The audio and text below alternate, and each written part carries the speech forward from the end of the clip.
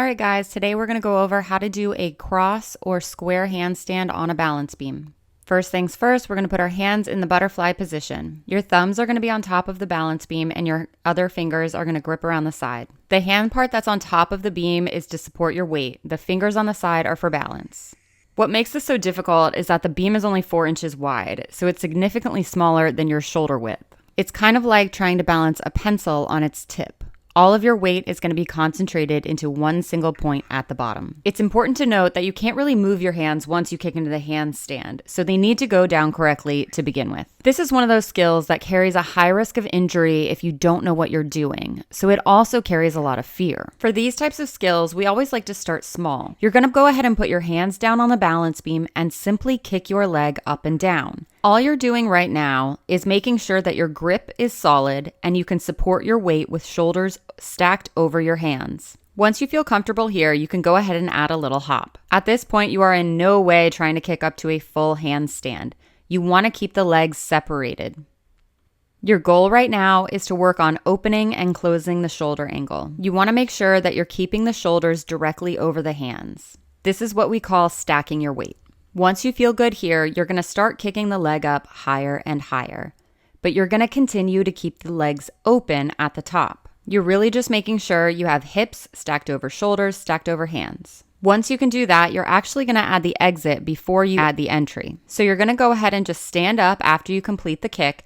Don't worry about it being perfect for now. A lot of people, especially competitive gymnasts, hyperfixate on perfection from the get-go. But it's important to remember that there's a difference between bad form or technique and going into something a little bit easier that you might be afraid of. You can learn a skill one step at a time without creating bad habits. So you'll see me drop and break body position here, but it's very intentional. There's no pretense that I'm doing a lever correctly. Now, before we go any farther, it's very important to learn how to fall out of this skill. First of all, you should be able to do a side handstand. They're a lot easier than a cross hand, and you don't have to hold it very long. What you want to do is kick up to a cross handstand and then turn outward the way you would turn for a cartwheel. You're going to switch your grip from the cross to the side. It's also beneficial to work this at the end of a low beam so you can go handstand flat back off. This just gives you a safe way to measure your vertical point. For filming purposes, I'm on a high beam, but you should still be on the low beam.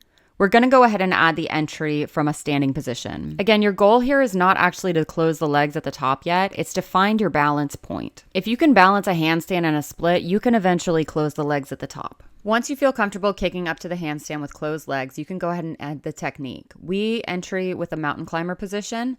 The old way of doing it is just from the lunge. We don't teach this anymore, but you could do it either way. What you're really trying to avoid is going into it with a fear-based mentality and only kicking your legs up part of the way. Not that partial handstands can't be done, but I find them personally terrifying. It's obviously a lot more difficult to hold your body upside down in the air at a 45-degree angle instead of completely straight up and down. Unfortunately, this is what we see like 90% of the time when kids try to do handstands on the beam. You're actually a lot better off just doing the L hand and keeping your legs open. Legitimately, once you can find your balance point, you can basically do a handstand in any body position that you want. Once you're comfortable going up to vertical on the low beam, you're going to go ahead and move up to the high beam. I always recommend that people go ahead and intentionally fall when they're first learning this skill, just to get used to the feeling. You don't want to be upside down on a balance beam unprepared for what's going to happen next. If you want to, you can do it at the end of the beam. That way, when you twist, you don't have to worry about hitting the beam at all when you drop down. And that is how we teach a handstand start to finish on the balance beam. If there's any other skills you guys want, just leave them in the comments below. Okay, bye.